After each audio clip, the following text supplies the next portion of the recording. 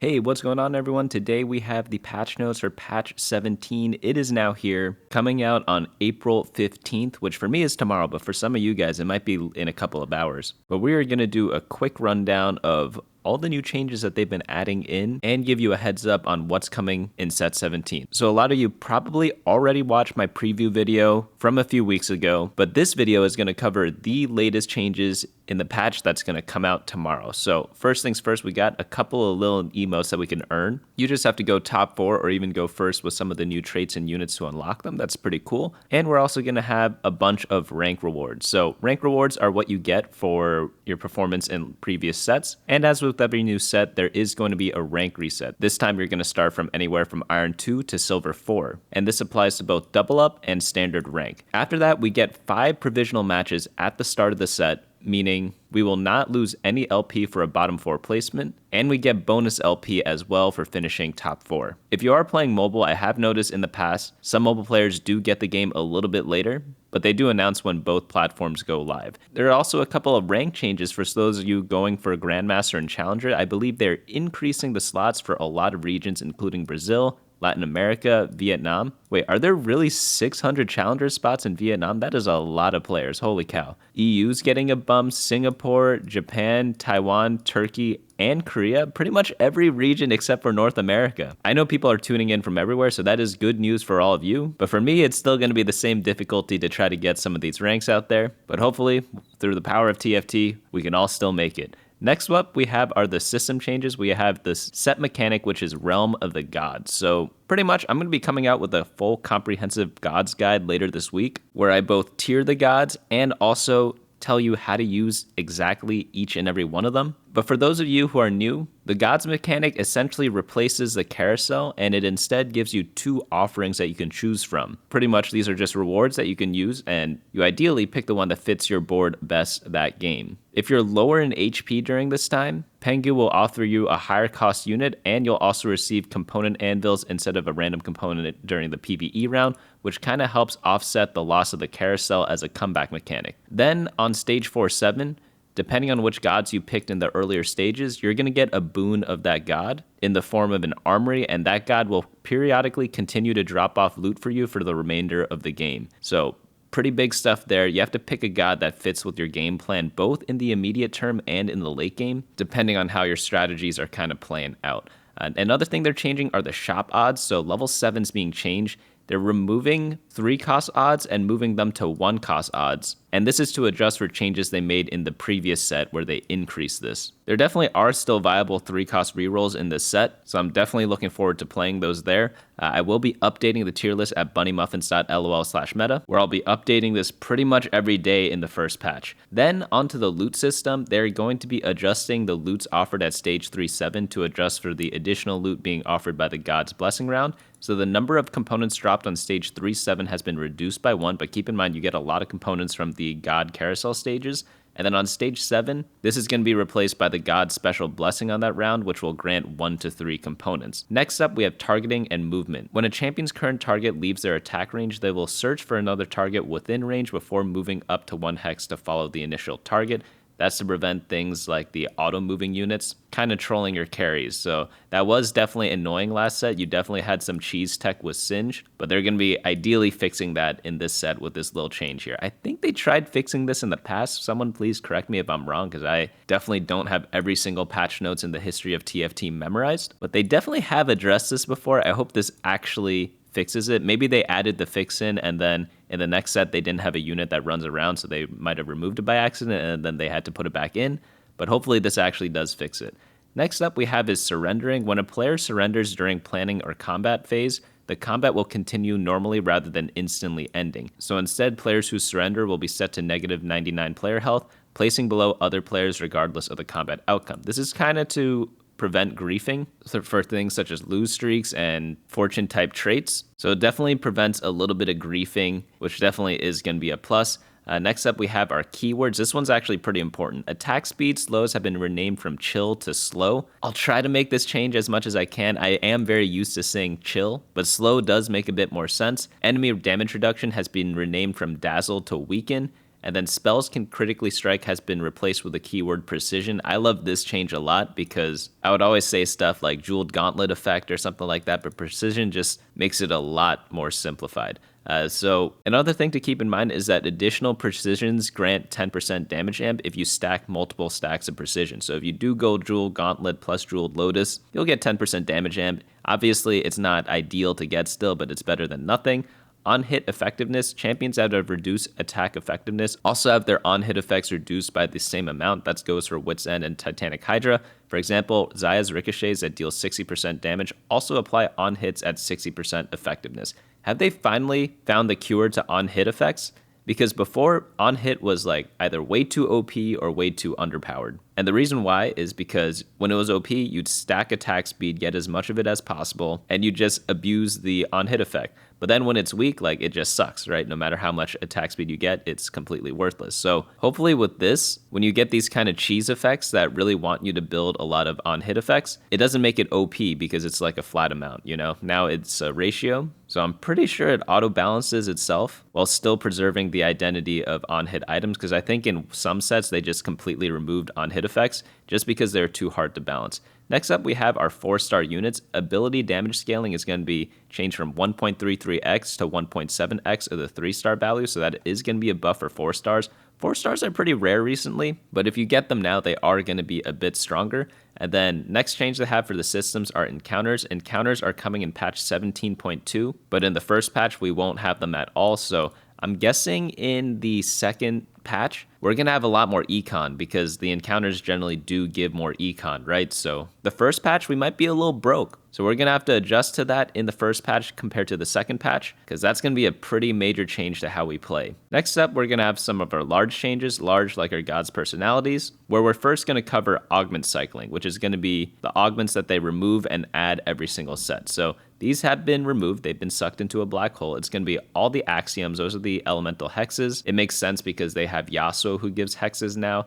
3 threes, big friend, binary airdrop, called shot. I hated this one personally. I never liked taking this ever, but obviously there are some spots for it. Chaotic evolution, cooking pod, component buffet, coronation, crown's will, delayed start. Oh, they're getting rid of the destiny augments. Those were super fun to play, but I felt like they're a little OP. No double trouble. Okay, interesting. They might replace it with something that's similar. That's what they normally do.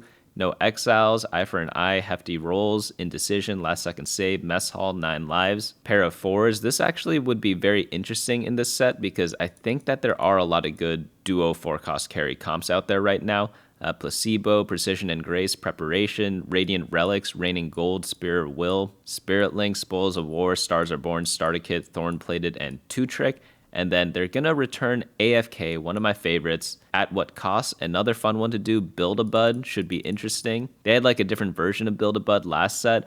Celestial Blessing, that's going to be the lifesteal one. Climb the Ladder, that one's going to be great for vertical comps. Clockwork Accelerator, Crafted Crafting, Cybernetic Implants, and Uplink, but they are going to be reworking them. Electrocute, that's the one where every 4 attacks an ally takes, they deal a bunch of damage, scaling by stage. Exalted Adventure, that's the one where you 3-star a bunch of stuff, you get a reward. New Recruit, you just get an extra slot plus a Nico. Partial Ascension, that one's just Ascension. Second Wind, it heals up your team after a certain amount of time. Subscription service, it's a very good beginner augment to take. So if you are new to the game or you just want like a simple game plan, this is like super recommended for beginners. Sunfire Board, good if you don't have anti-heal. Tiny Titans gives you a bunch of health, too tanky. This is the version of Double Trouble that they're adding into the game. Earth gives you a Spatula, Vampiric Vitality, good for melee teams and Omnivamp, and then Wise Spending, a nice little econ augment there. They're adjusting some silver stuff, so Dumbify is going to get nerfed slightly. Electrocharge, instead of when it's critically struck, it's going to be attack 4 times. Glass Cannon, nerfed a little bit. Lunch Money, buffed a little bit. 1, 2, 3, renamed to 1, 2, 3, and it's going to get nerfed accordingly. Size matters. It's going to be 3,600 health instead of 3,800. Partial Ascension delay going to be dropped a little bit. And then Vampiric Vitality now has a silver tier in addition to its previous gold tier, but they pretty much do the same thing. They give you Omnivamp and you also steal health from other tacticians. Bodyguard training, resist per player, is going to be drop by 1 per level. Crash Test Dummy stun duration going to be dropped by a little bit. Implants, this is the rework. Allies holding an item gain 100 health and 15% attack damage, and you also gain a BF sword now. So instead of getting more of a bonus, it's now kind of like an item augment rather than a combat augment, because you do get that little component. Uplink's going to do the same thing but give you a tier and mana regen. Early learnings, initial AP and AD going to be dropped in half. Wow, that's a lot. Glass Cannon, same thing. Golemify, same thing. Same with Electrocute. And then Infinity Protection, this one's going to go from 4 to 3 initial gold, and then the HP percent shield is going to drop from 15% to 12%. By the way, if you are ever looking for details on all the augments, you could head on over to teamfight.lol, go to the database augment section, and just like type in whichever augment you want to check. So Infinity Protection, this is the one where you gain gold, and then on stage 3-7, you get an Infinity Force, and then allies in the same row gain a health shield. Pretty solid augment overall. Not my favorite, but if you're running like a good melee carry, it's really nice to put this item on them. Legion of Three's health is going to be dropped. Level up initial XP gain going to be buffed, and then Little Buddies now has a stat tracker in his tooltip showing the current health and attack speed from the augment. This is the one where you want to run 1, 2, and 4 and 5 costs. The 1 and 2 cost units buff your 4 and 5 costs. Malicious Monetization, initial gold 7 to 4. That's the one on stage 4 where you kill a lot of people and then you get gold based on how many people you kill or units you kill. Pilfer gold required is going to be 25 to 21. And then Slammin' no longer grants a component, now grants 3 gold for Slammin' and 8 gold for Slammin' Plus. That's a pretty big nerf. I think I'd rather have the component, right? Especially for the first Slammin', that's the one you get on stage 2. Like 3 gold or a component, what would you rather have, guys? Like, for me, that's a very easy decision. For Slammin' Plus, maybe this one's more equal, but even then, I think I'd still rather get the component. Warlord's Honor is going to have its per stack AD and AP drop by 1%, and then for the Prismatics, Buried Treasures is only going to give 5 components now. Wow, that's actually a pretty big nerf. Did they talk about it here? No, not really. Comeback Story, health per missing player is going to be dropped from 5 to 4. Component Heist, round delay 5 to 6. So that's a nerf there. This one's such a greedy augment though. If you can pull it off, it obviously is good. But I always found this one a little bit risky. Exclusive customization now has a prismatic tier available on 4.2. Grants 2 lucky item chests, a magnetic remover, and 10 gold. Expected Unexpectedness stage 3, 2 lesser dupes, and 10 gold is being changed to 2 lesser dupes and 5 gold. 1 completed item anvil and 8 gold is going to be dropped to an anvil and 3 gold, so they're nerfing this one. Wait, this one's always so good because it gave so much value. I mean, I get that it is being nerfed or like should be nerfed, but you have to keep in mind like some of the rewards are random, so there's going to be some point where this is not auto take anymore. So you're going to have to look at the loot tables to kind of figure that out. I will be updating an augment guide later on though. Expected Unexpectedness stage 4, 1 lucky item chest and 10 gold is being changed to 5 gold. And then going along, initial gold going to be buffed up a little bit. I think because there aren't so many econ engines in the game as there were in previous sets. That's why they're kind of changing some of these econ augments a bit. For example, they did also buff level up and things like that. Shimmer Scale Essence turn delay for Gambler's Blade 5 to 6. Soul Awakening AD and AP per second 2 to 1.5. Sword Overflow attack speed per sword 5 to 4%. And then Tiniest Titan initial gold can be changed from 15 to 10. We Stick Together. This is the one where you get an emblem and item anvil, and then your units who share that trait with that unit holding the emblem get a buff. But this is a bug fix. It now gives attack speed to champions with the Stargazer trait when it previously did not before, I guess. And the attack speed is going to get buffed by 5%, and then win out rerolls is going to be changed from 2 to 8. This is the one that pushes you to level 10 once you hit level 9. As for items, there are going to be a few changes here because I know they are adding a couple of new artifact items. I'm going to be doing a huge rundown on those on my artifact item guide. I think that should be coming out on Friday or Saturday, but let's read this write-up. For as long as the space gods have existed, which is forever, TFT's meta has largely been about itemizing one super-duper unkillable tank, one perfectly itemized damage carry, and another decently itemized damage carry. Yep, I would agree. With Space Gods, we're changing this. How? That's like the basis of TFT, I thought. By reducing the power of our go-to tank items, we're reducing their multiplicative value that help create the super tank scenario. In turn, we expect players to adapt their boards to no longer default to a solo frontline super tank in favor of a few more or less super but still tanky tanks. Okay, I don't know how that's going to be possible unless you have the cybernetic buff, because I don't know, like because the item mechanic exists, concentrating power is almost always going to be the optimal thing to do. But pretty much they're dropping a lot of the resistances and health bonuses on all the tank items: Adaptive, Bramble, Dragonclaw, Gargoyle, and Even Shroud. And then they're also nerfing some damage items in Nashor's Tooth and Rabadon's Death Cap. Wait, no, they're actually buffing Rabadon's, and then they're nerfing Spirit Visage, Sterix Gauge, and Steadfast Heart. So the thing is that I don't think the tanks are the issue. It's the fact that the carries are still going to be fully itemized, right? So that's not really changing there. But even with these changes, I fail to see why you wouldn't focus all your power onto one tank first and then do your second tank later. Like if you get like a Warmogs and a Bramble Vest, are you really going to put one Bramble Vest on one unit and then a Warmogs on the other? I don't really think so, right? I think what these changes make you do is just prioritize your secondary carries item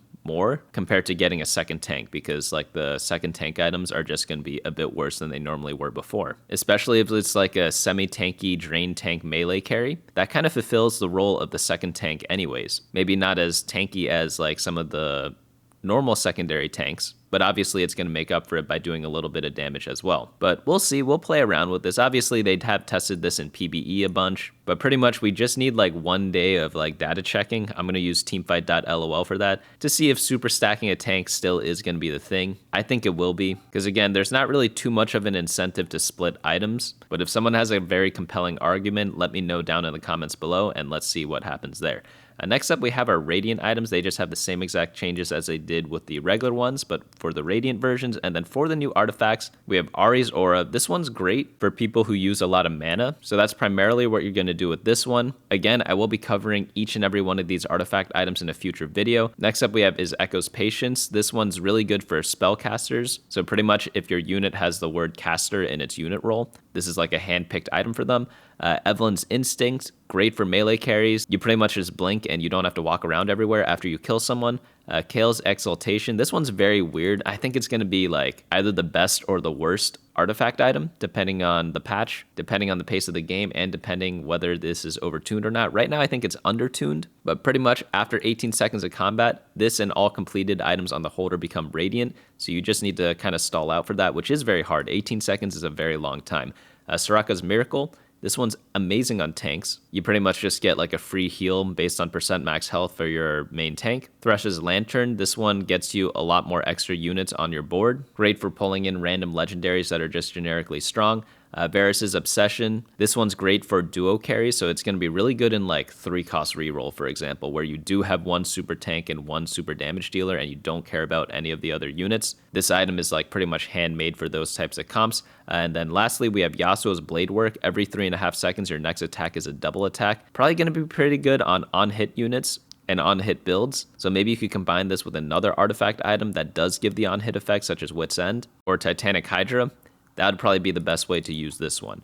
Lastly, they're going to be adjusting some of the artifacts out there. They have Aegis of Dawn and Dust. These are both going to be buffed for health, but nerfed for the armor and MR steel. Blighting Jewel magic resistance reduction is going to be changed from 2 to 4. Kappa Juice base attack speed going to be bumped up. Eternal Pact Ally Shield, this one's going to be buffed up for AP. This item kind of works like the Varus item, where you essentially get a little bonus on your main tank and the person holding this item. Flicker Blades attack speed, this one is going to be buffed up by 12 to 20%, but the AD and AP gain is going to be changed from every 5 attacks to every 3 attacks. Wait, what? That's a pretty big buff. Flicker Blades is either like really OP or really weak. It depends on the meta. It honestly depends how many users of Rage Blade there are in a set. Sometimes there are a lot, sometimes there are not a lot. Last set, I think Flicker Blades was actually pretty balanced, if not even a bit underpowered for most of the set, but the set before that, Flicker Blades was like by far the best item, and people would like pretty much just hard force comps based on whether they had Flicker Blade or not. But these are some pretty big buffs here, like holy cow. Gambler's Blade, this one's gonna have base attack speed buffed up by 10%, Hellfire Hatchet bonus damage HP ratio 2 to 3, Lichbane proc damage, this one's going to be bumped up across the board. Luden's Tempest bumped up a bit. Mogul's Mail bumped up a bit. Prowler's Claw bumped up for HP, so you get a nice little survivability boost there. And then Static Shiv ability power ratio 40 to 50. And then lastly, Titanic Hydra proc ratio 3 to 4%. Those are going to be the changes there. I'm honestly pretty excited about this set because even though it's not as fancy or cool as some of the previous sets, this one's more so good old-fashioned TFT, which is honestly what I like more because you just get to focus on the actual game. You don't have to memorize these weird maneuvers that are only valid for one set. Now you just get to focus on playing, which is what I like to do the most. So I'm going to be updating the guides on bunnymuffins.lol/meta. I'm going to have a prelim tier list right as the set comes out. and then I'm going to be updating it every single day. Video coming out very soon. I'm also going to be coming out with a beginner guide in case you have a friend who really wants to get into TFT or an enemy. We're going to be doing leveling guides. We're going to be doing artifacts, god guides, opener guides, like you name it, there's going to be a guide out there. And if what I mentioned isn't there and you want it, let me know down in the comments or in the Discord, and we will try our best to make that happen. But all in all, like, some of the quality of life changes, very good. I gotta give them props to that. Augments, I don't really care too much about. The new artifact items look pretty cool. I wonder how definitive they will be. But yeah, the tank item changes, like, I don't know. I don't think it's really going to change that much, but I guess we'll have to see. I've been wrong before, you know? But that's going to be it for me today. Hopefully you all enjoyed this video, and I'll see you all in the next one.